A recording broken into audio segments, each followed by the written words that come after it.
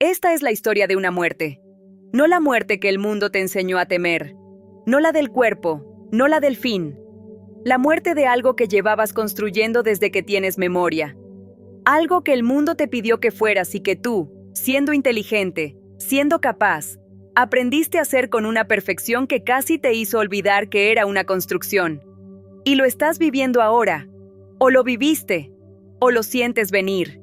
Llevas un tiempo sintiéndote invisible y no sabes exactamente cómo explicarlo. No es que algo malo haya pasado. No hay un evento dramático que señalar. Es más como que algo que antes funcionaba dejó de funcionar. Tu opinión se escucha pero no aterriza igual. Entras a un lugar y hay algo diferente en cómo te recibe. Las conversaciones que antes te llenaban, ahora te dejan con una sensación extraña. Y hay momentos, quizás en el baño de una reunión, quizás antes de dormir, en que te preguntas si estás desapareciendo. Y lo más perturbador no es la sensación de invisibilidad. Es que no sabes si lo que sientes es pérdida o liberación. Porque hay una parte de ti que está asustada, que interpreta lo que está ocurriendo como una señal de que algo en ti terminó. Que el mundo te está dejando de ver porque dejaste de ser relevante. Que la mejor versión de ti quedó atrás. Y hay otra parte, pequeña, casi inaudible, que siente algo parecido al alivio. Y no sabes qué hacer con ese alivio, porque se supone que no debería estar ahí. Si reconoces eso, si en este momento algo en ti dijo sí a lo que acabo de describir, este video es para ti, completamente para ti. Porque Jung pasó décadas estudiando exactamente este momento. Y lo que documentó sobre él no está en ningún lugar donde te digan cosas cómodas. No está en las revistas. No está en los consejos de bienestar. Lo que Jung encontró lo cambia todo. Encontró que la invisibilidad que estás viviendo no es el final de tu poder. Es el inicio del único poder que el mundo nunca te podrá quitar. Pero, y esto es lo que nadie te explica, hay algo que ocurre en este proceso que determina si esta fase te destruye o te completa. Hay una trampa específica en la que caen la mayoría de las mujeres en este momento. Y antes de que termine este video, vas a saber exactamente cuál es y cómo atravesarla. Quédate. Necesitas ver esto. Necesito contarte algo sobre una mujer que voy a llamar Isabel, 44 años. Toda su vida había sido de las que ocupan espacio de una forma que se nota. No de forma ostentosa, de forma genuina. Entraba a un lugar y algo cambiaba. Tenía esa presencia que la gente percibe antes de que digas nada. Y alrededor de los 42, sin que pudiera poner fecha exacta, algo empezó a cambiar. No en ella, en cómo el mundo la recibía. La primera vez que lo notó fue en una cena de trabajo. Había dicho algo, una observación que 3 años antes habría detenido la conversación, y la charla simplemente continuó. Sin el momento de reconocimiento al que estaba acostumbrada, sin la pausa breve que indica que algo aterrizó. Lo descartó como una noche rara, pero fue pasando más, en reuniones, en conversaciones con personas nuevas, en situaciones donde antes era la que definía el tono y de repente era simplemente una persona más en la habitación. Su hija le dijo que exageraba. Su marido no entendía de qué hablaba. Su ginecóloga le recetó algo para el sueño y le preguntó si estaba bajo mucho estrés. Nadie tenía un nombre para lo que estaba viviendo. Nadie excepto Jung. Lo que Jung documentó sobre este momento está en sus escritos sobre la segunda mitad de la vida, en lo que llamó la gran transformación psíquica, que ocurre cuando una mujer llega al punto donde el mundo exterior deja de organizar su identidad. Y lo que escribió empieza con algo que parece cruel, pero que es en realidad la información más liberadora que existe sobre este proceso. Escribió que la invisibilidad no te ocurre a ti, le ocurre a la persona. La persona, no tu esencia, no quien realmente eres, sino la versión construida para ser vista, validada y aceptada por el mundo exterior. Esa es la que empieza a perder su agarre. Y eso, aunque desde dentro se sienta como pérdida, es exactamente lo que tiene que ocurrir para que lo que viene después pueda llegar. Cuéntame en los comentarios con una sola frase si reconoces este momento en ti. No tienes que dar detalles, solo la frase. Lo que escribas le va a decir a alguien más que lo que está viviendo tiene nombre. Para entender lo que Jung documentó, necesito explicarte cómo funciona la persona y por qué su desintegración después de los 40 no es accidental. Desde que tienes uso de razón, el mundo fue dándote señales muy precisas sobre qué partes de ti eran bienvenidas y cuáles no. ¿Qué tipo de presencia generaba aprobación y qué tipo generaba incomodidad? ¿Qué versión de ti misma producía amor y qué versión producía rechazo? Y tú, siendo inteligente, siendo adaptable, siendo la mujer capaz que siempre fuiste, aprendiste a calibrarte, a ajustar el volumen, a presentar las partes que funcionaban y guardar las que no, a construir una versión de ti misma que navegara el mundo exterior con la menor fricción posible. Jung llamó a esa versión la persona, la máscara social. No como insulto, como descripción precisa de algo que todos hacemos y que en la primera mitad de la vida es completamente necesario. El problema no es tenerla. El problema es cuando la persona se convierte en tu única identidad, cuando ya no sabes dónde termina la máscara y dónde empiezas tú. Cuando tu sentido de valor depende completamente de cuánto el mundo exterior confirma que esa versión de ti es suficientemente buena. En la primera mitad de la vida, eso se sostiene. Hay suficiente retroalimentación, suficiente visibilidad, suficiente confirmación de que la persona está funcionando. Pero llega un momento, Jung lo documentó con una consistencia que aparecía en paciente tras paciente sin importar la cultura ni el contexto, en que el mundo empieza a retirar esa retroalimentación. No de forma dramática, de forma gradual, silenciosa, casi imperceptible al principio. Y la mujer que construyó su identidad sobre la persona lo vive como si algo en ella estuviera muriendo. Porque algo está muriendo, pero no es lo que cree que es. Isabel lo vivió exactamente así. Durante los primeros meses después de notar ese cambio, hizo lo que hacemos casi todas cuando algo que nos definía empieza a desvanecerse. Intentó recuperarlo.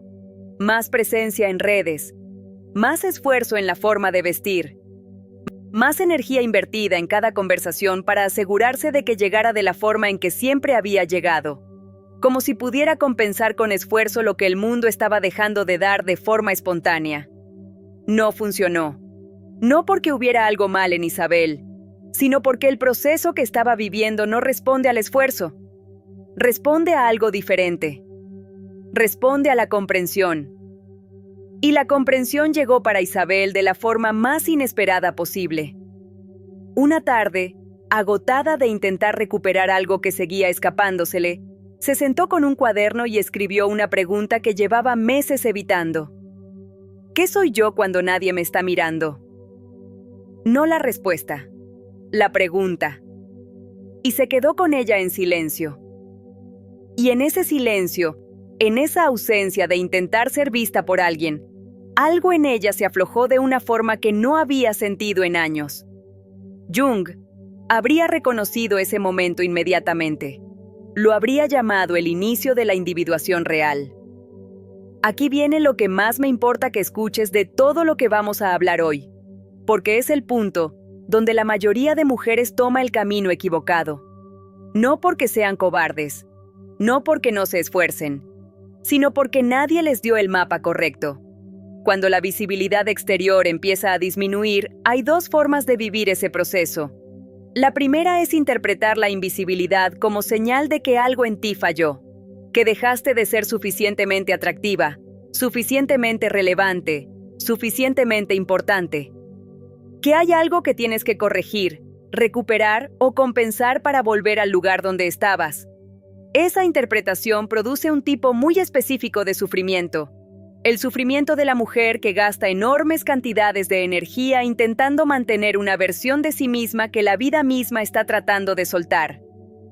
La segunda forma es la que Jung documentó en las mujeres que atravesaron esta fase y llegaron al otro lado completamente transformadas.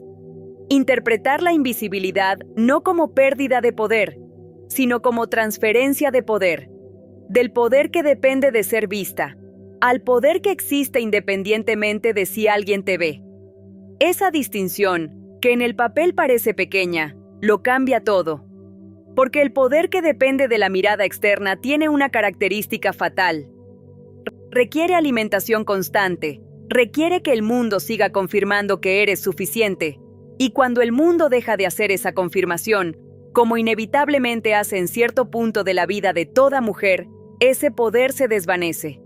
Pero hay otro tipo de poder, el que Jung describió en las mujeres que completaron el proceso de individuación, el que no necesita espectadores, el que no aumenta cuando te miran, ni disminuye cuando miran hacia otro lado, el que existe porque simplemente existe, sin necesitar ser validado para ser real. Ese poder no se encuentra fuera, se descubre dentro. Y la invisibilidad, esa cosa que el mundo te dice que temas, es paradójicamente la puerta de entrada más directa hacia él. Porque cuando el ruido del mundo exterior baja lo suficiente, por primera vez en décadas puedes escuchar algo que llevaba toda tu vida intentando hablarte, y que nunca podías oír con claridad entre todo el ruido. Tu propia voz. Jung documentó 5 cosas que ocurren cuando una mujer atraviesa conscientemente esta fase en lugar de resistirla. La primera es que tus relaciones cambian de naturaleza. No de cantidad necesariamente, de calidad, de profundidad. Las relaciones que estaban construidas sobre la persona, sobre el rol que cumplías, sobre lo que ofrecías desde la superficie, empiezan a sentirse insuficientes de una forma que antes no sentían. Y algunas se reorganizan, o terminan, no porque hayas cambiado para peor, porque cambiaste hacia adentro. Y desde ese lugar más profundo algunas conexiones ya no tienen suelo en el que sostenerse. Al mismo tiempo, aparecen nuevas formas de conexión, más lentas, más honestas, más reales. El tipo de conexión que solo es posible entre personas que ya no necesitan actuarse mutuamente. La segunda es que tu relación con el tiempo cambia. La urgencia crónica de la primera mitad de la vida, la sensación de que hay que llegar, de que el reloj corre, de que cada momento sin visibilidad es un momento perdido, empieza a calmarse. No porque hayas resuelto nada, porque algo en ti dejó de medir el valor de los momentos en función de cuánta gente los presenció. La tercera es que tu creatividad o tu expresión cambian de forma. Las mujeres que completan este proceso frecuentemente describen un surgimiento de algo que llevaba décadas esperando espacio. Un proyecto que siempre postergaron. Una forma de expresarse que no tenía cabida en la versión más pública de ellas. Una voz que ahora puede hablar porque ya no tiene que pedir permiso a la persona para existir. La cuarta, y esta es la que más sorprendió a Jung en su trabajo clínico, es que la relación con el propio cuerpo cambia. No necesariamente cómo luce, cómo se habita. Hay mujeres que describen sentirse más en su cuerpo después de los 40 que en ningún momento anterior de sus vidas. Como si la presión de ser miradas las hubiera mantenido siempre ligeramente fuera de sí mismas. Y cuando esa presión baja, regresan. La quinta cosa que ocurre es la más importante. La opinión de los demás pierde peso, no completamente, no de forma que te vuelvas indiferente al mundo, pero hay un suelo que aparece, un lugar desde donde puedes escuchar lo que los demás piensan de ti sin que eso mueva el eje central de quién eres. Jung llamó a esto la consolidación del self. El momento en que quien eres deja de depender de ser confirmado externamente para existir.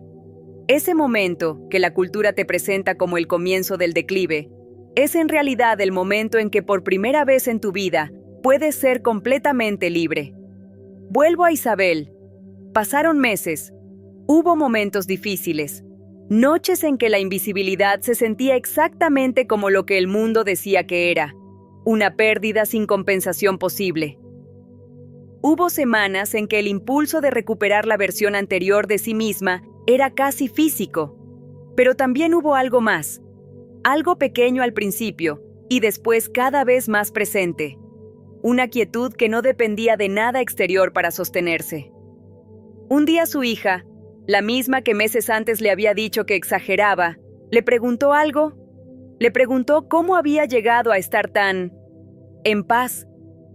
Isabel tardó en responder, porque la respuesta honesta era que no había llegado, que la paz no era un destino al que había viajado, que simplemente había dejado de luchar contra algo que la vida llevaba tiempo intentando darle. La posibilidad de ser ella misma completamente, sin audiencia, sin retroalimentación, sin la aprobación constante de un mundo que nunca iba a poder darle lo que solo ella podía darse a sí misma. Jung lo escribió en sus últimos años con una claridad que todavía me detiene cada vez que lo leo. Escribió que la segunda mitad de la vida no es el declive de la primera. Es una vida completamente diferente que requiere valores completamente diferentes. Que la mujer que intenta vivir la segunda mitad con los valores de la primera, con la visibilidad, el rendimiento, la aprobación externa como monedas de cambio, se perderá lo único que la segunda mitad tiene para dar: la posibilidad de ser, finalmente, entera. Ahora vuelve al principio. A ese momento que describí al principio.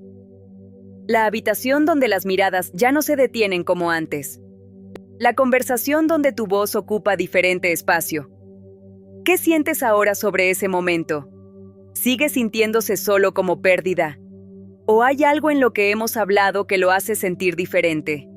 Porque si hay algo, aunque sea pequeño, aunque sea solo una grieta de duda sobre la narrativa que el mundo te había dado sobre lo que significa volverse invisible, eso ya es el inicio. El inicio de la pregunta que Isabel se hizo aquella tarde con el cuaderno. ¿Qué soy yo cuando nadie me está mirando? Esa pregunta es la que Jung habría considerado la más importante de la segunda mitad de una vida. No porque tenga una respuesta fácil, sino porque la respuesta, cuando llega desde el único lugar donde siempre estuvo esperando, adentro. Y lo que encuentras cuando vas ahí, cuando finalmente vas ahí con honestidad real, sin el ruido del mundo diciéndote quién deberías ser, eso es lo que el mundo no pudo verte nunca. No porque no mirara, porque eso nunca vivió en la superficie donde el mundo mira. Vivió siempre aquí, en el lugar que la invisibilidad, paradójicamente, te ayudó a encontrar. No te estás volviendo invisible, te estás volviendo profunda. Y la profundidad, a diferencia de la visibilidad, no se puede quitar. Cuéntame en los comentarios en qué momento de este proceso estás tú ahora mismo. No tienes que saberlo con precisión. Una frase de dónde sientes que estás.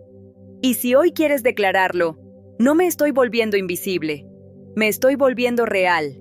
Y lo real no necesita ser visto para existir. Hecho está. Nos vemos en el siguiente video.